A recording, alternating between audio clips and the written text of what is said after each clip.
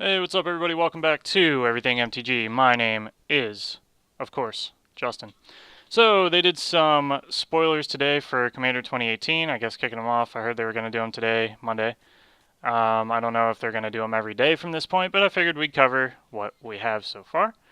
So, we'll start with the Commanders. Anyways, they look like they're the Commanders. Planeswalkers, it seems like. So we got Astrid the Masked.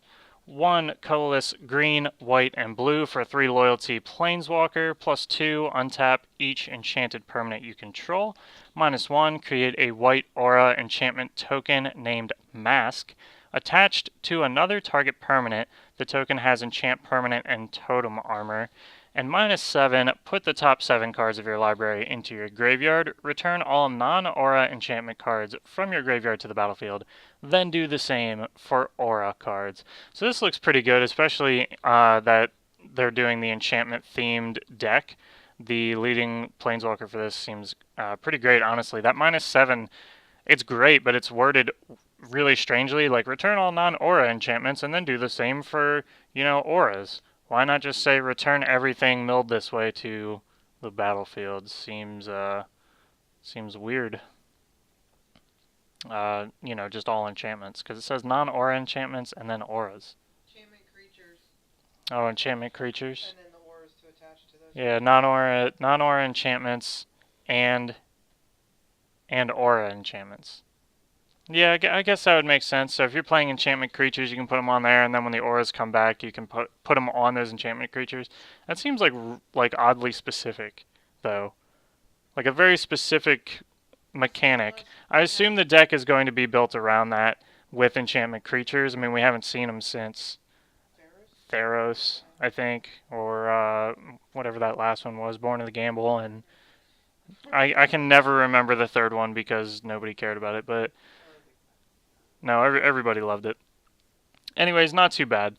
Our second commander is Lord Windgrace. Let's see, 2 colorless, black, red, and green. Comes in with 5 loyalty for +2. Discard a card, then draw a card. Good old loot. If a land card is discarded this way, draw an additional card. -3, return up to 2 target land cards from your graveyard to the battlefield. -11, destroy up to 6 target non-land permanents, then create 6 2/2 green cat warrior creature tokens with Forest Walk. Well, that's pretty interesting. So this is obviously the land drop commander. The loot effect, not bad, and if you throw a land card, which I assume you're going to have more than you normally would in your deck, let you draw an additional, pretty great. And then subsequently -3ing him on the next turn to return 2 land cards from your graveyard to the battlefield is pretty sweet. The -11, if you ever manage to get to that, is stupid and a game ender. Oh, hey, let me just destroy 6 target non-land permanents of my opponents, and then create 6 2/2 Cat Warrior creature tokens with Forest Walk. Hui hui hui. Seems good. If I did not mention the name of that planeswalker, I think I skipped it. It's Lord Windgrace. People had been talking about that a little earlier, that he was like part of the art in the most recent sets book or something like that, so people guessed that correctly. Kudos to those of you that did. Third planeswalker, Aminatu the Fate Shifter, I think that's how you say it, for white, blue, and a black, so 3 mana, not bad. What is that, Esper? Yeah, Esper. Comes in with 3 loyalty. For +1, you draw a card, and then put a card from your hand on top of your library. Very specific and interesting effect. For -1, exile another target permanent you own, then return it to the battlefield under your control. Nice little blink effect for -1. It's really not bad. Reminiscent of Kaya, Ghost Assassin. And -6, choose left or right. Each player gains control of all non-land permanents other than this card controlled by the next player in the chosen direction.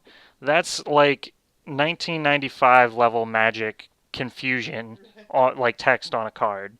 And it seems bad unless you're playing like a bronze bombshell deck, like here, take this, and every time you own it, or every upkeep you have it, you're going to take some damage. Yeah, Crow and Horse. Like, that's a really weird effect. I mean, like I said, I assume they're building these decks around these commanders' very specific effects, because 2 of these 3 commanders have had very specific effects. And if they don't, I mean, it's just going to be really bad. Yeah, our next walker, or last, as it were, is the Healy the Gifted.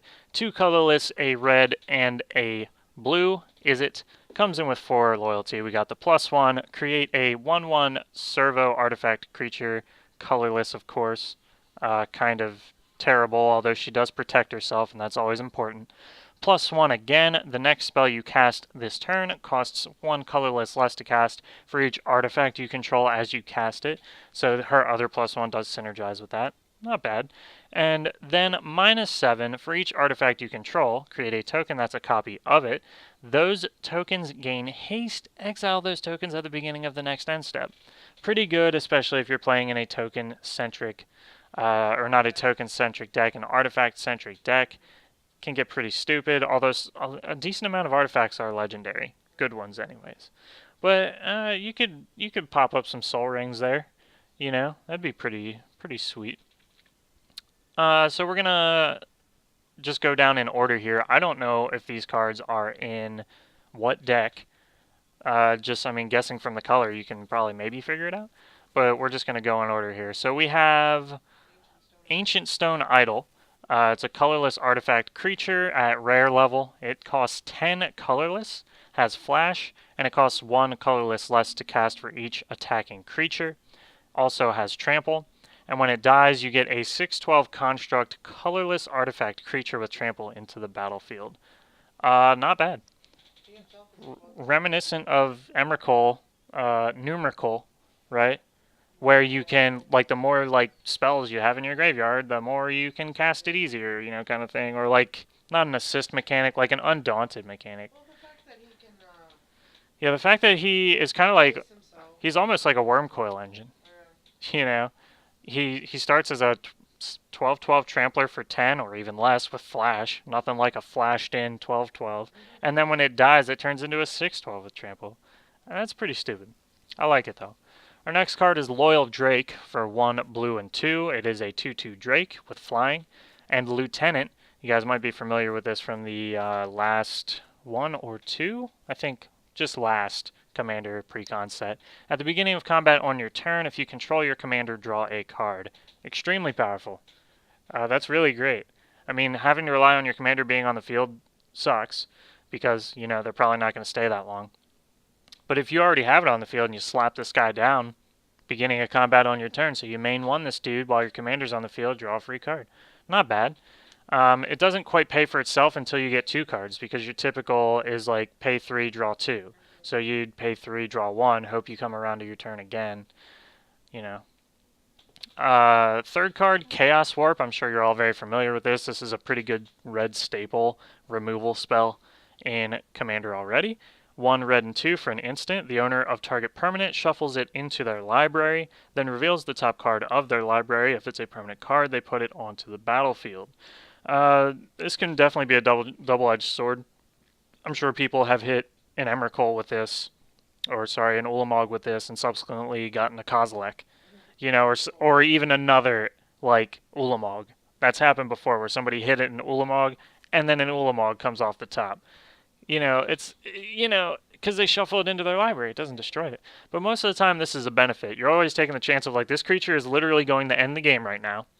Let's get rid of it, and hopefully they'll draw an enchantment or an aura that does nothing, or preferably a sorcery or an instant that they can't even use because it has to be a permanent. It'll just hit the graveyard. So, really great card. If you guys aren't playing that in red, I'd suggest looking into it. Next card is Enchanter's Bane, 1 red and 1 for an enchantment. At the beginning of your end step, target enchantment deals damage equal to its converted mana cost to its controller, unless that player sacrifices it. That could be pretty good. For things like No Mercy, Dictate of Erebos. I mean, there's a million other enchantments out there that you don't want your opponent to have. So they're either eating that CMC or they're sacrificing it. I mean, you could probably do that for a couple turns, but on something with like 5 CMC, you know, Painful Quandary, you know, dumb stuff like that. That's a great little thing right there. That's a 2-drop removal essentially, or at least your opponent's taking, you know, maybe even 5 damage for 2. That's crazy good. I like that a lot. Next card, Vidalcan Humiliator. 1 blue and 3 for a 3/4 Vidalcan Wizard with Metalcraft. Whenever Vidalcan Humiliator, so hard to say, attacks, if you control 3 or more artifacts, Metalcraft, creatures your opponents control lose all abilities and have base power and toughness 1/1 until end of turn. Turn to Frog. So good. This seems good, man. Seems good. Yeah, I like that. That's good stuff. Yeah, turn to Frog on a body. Tasty. Next card is Thopter Spy Network. We're all familiar with this. This came out in Magic Origins. 2 blue and 2 for an enchantment at the beginning of your upkeep. If you control an artifact, create a 1/1 colorless Thopter artifact creature token with flying. And whenever 1 or more artifact creatures you control deal combat damage to a player, you draw a card. Honestly, it's great. It's in my Brea deck. Should probably be in most artifact decks. Artifact-centric, anyways. Good card is good. That's pretty much all there is to say about it. Cladd Telcor Engineer. This is a 4 colorless red-blue 4/4 legendary artifact artificer creature. Complicated. That is so much text. Yeah, and this obviously probably goes in the Healy deck. In case you don't feel like playing Healy, you could play this guy. Creature tokens you control have haste. Sounds good, especially if you're potentially making a lot of servos or Thopters. Thopter Spy Network. At the beginning of combat on your turn, create a 2/1 blue Mer creature token. Then you may choose a token you control. If you do, each other token you control becomes a copy of that token. That can be stupid broken. Like, oh yeah, that's so good. Yeah. They could all become 5/5 Tuk-Tuks, except like Tuk-Tuk's legendary, right? Yeah, I think he is. So maybe not, but you know, something similar. Let your imagination run wild, you know. I'm gonna skip this next card and save it for last because I love it. So we'll skip that. We'll get back to that. Echo Storm, 3 and 2 blue for sorcery. When you cast this spell, copy it for each time you've cast your commander from the command zone this game. You may choose new targets for the copies. Create a token that's a copy of target artifact. For 3 and 2 blue, every time you've cast your commander this game, you copy this spell. And it creates a token that's a copy of an artifact. Any artifact, not even yours. Any. You could copy the 12/12. 12 times if you've cast your commander 12 times. You know, that could be so good.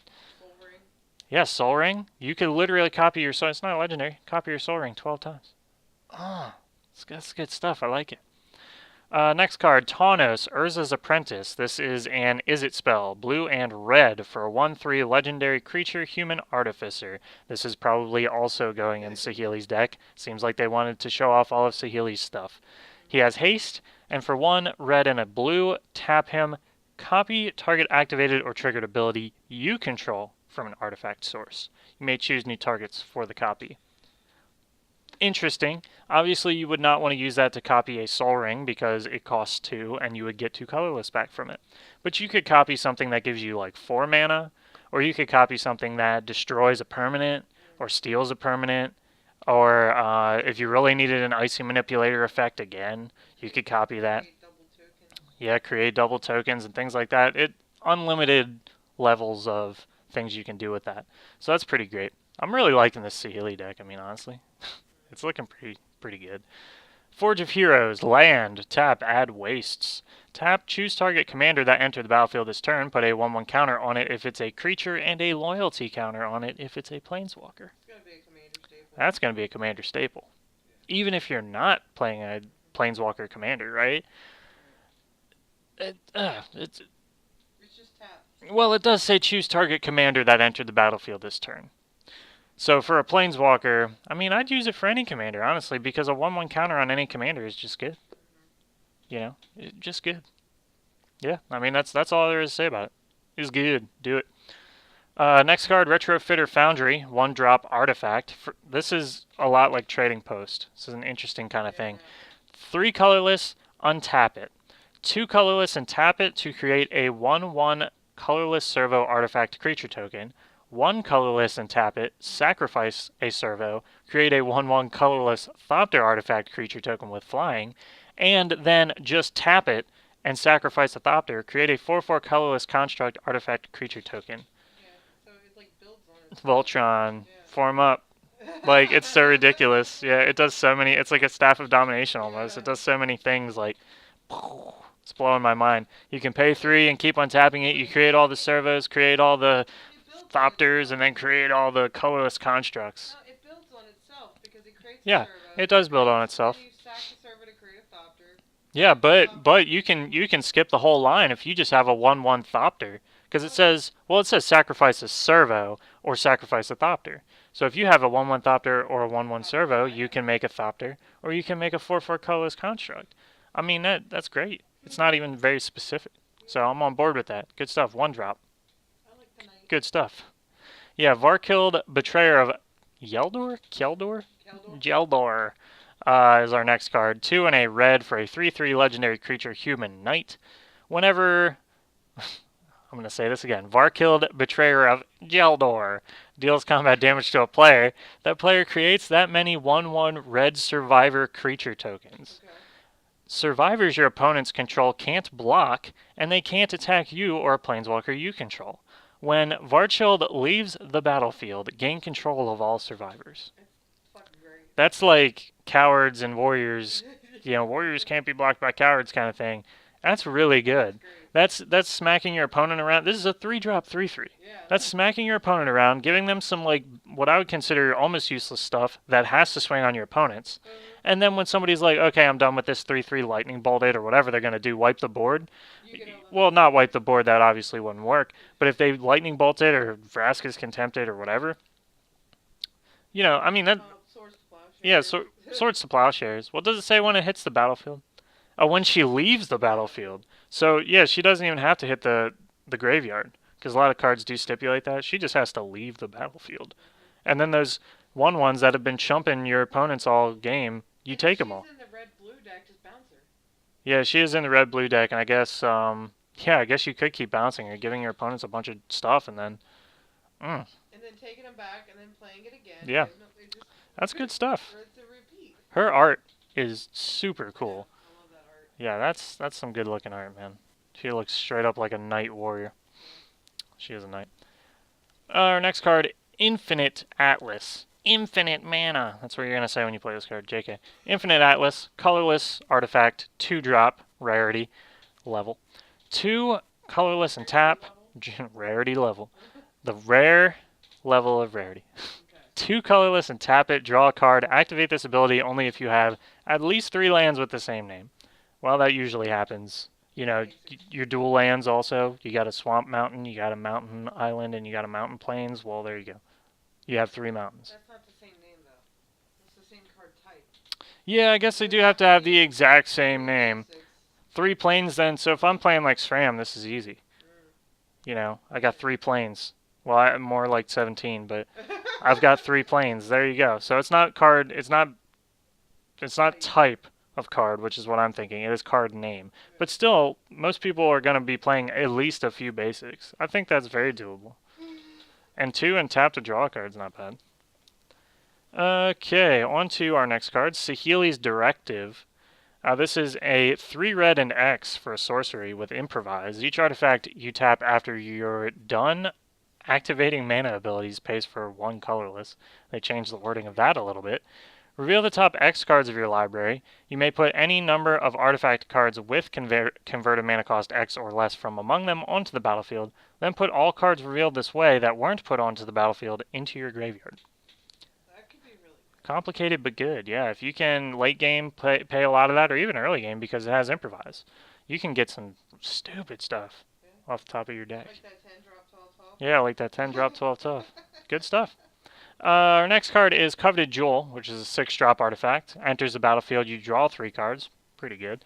Taps for add 3 mana of any one color, kind of like a Gilded Lotus, except for 3. Gilded Lotus is 5, right? Or is it 3? Yeah. Whenever one or more creatures an opponent controls attacks you and aren't blocked, that player draws 3 cards and gains control of Coveted Jewel and untap it.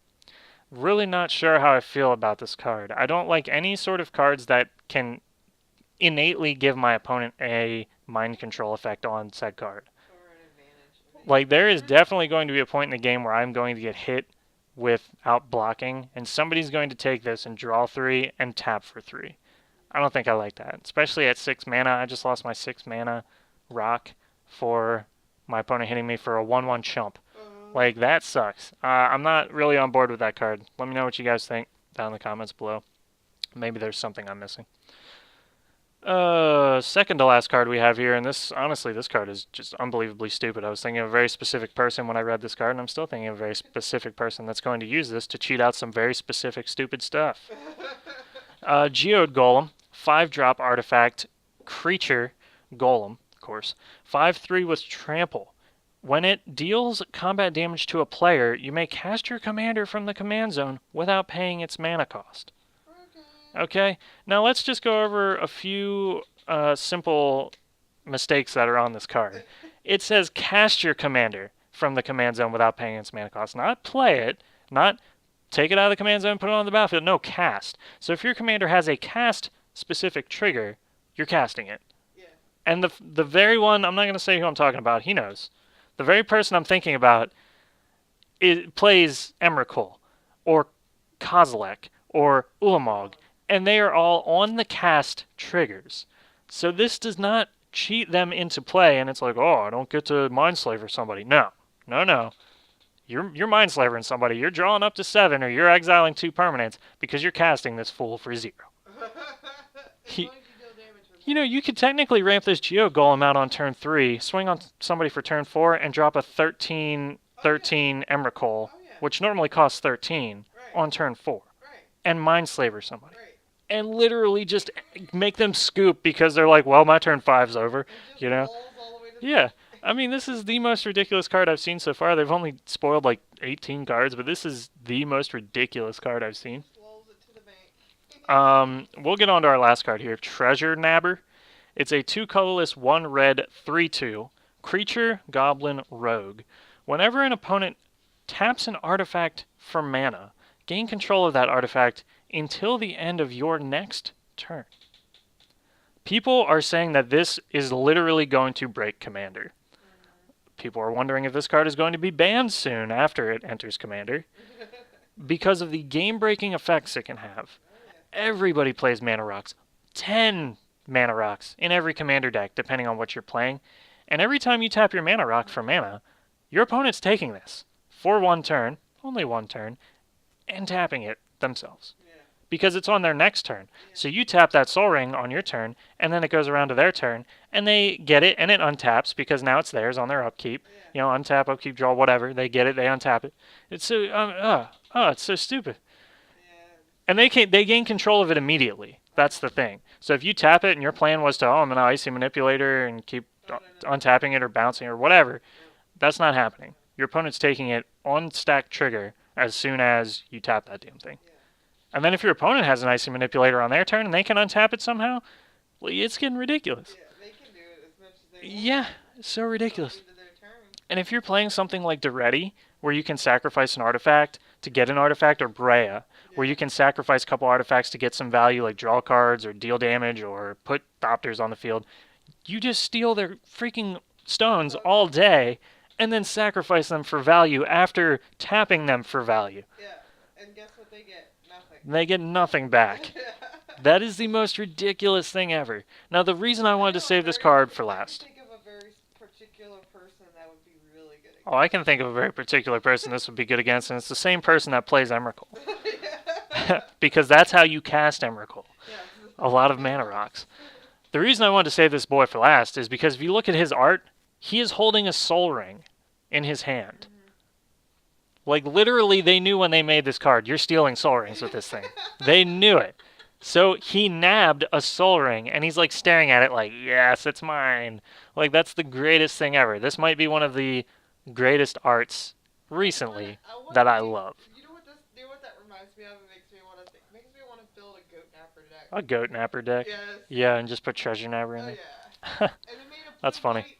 A blue-red deck, put Aetherling and Goat Napper in a blue-red deck. Yeah. Bam. That's utterly crazy. Yeah, I mean, I love that card. Oh my god, it's so great. Anyways, guys, we will try and keep up with some more videos as more cards get spoiled. We will make them shorter, because I know this one's like 25 minutes, and that's way too long for just 18 spoilers. But just because they just came out, I'm really excited about it. It's the most important cards in the deck, honestly. They're the leads. They're the commanders. So we figured we'd cover that in depth. Anyways, guys, we appreciate you guys watching. We'll see you next time right here on Everything MTG. Peace.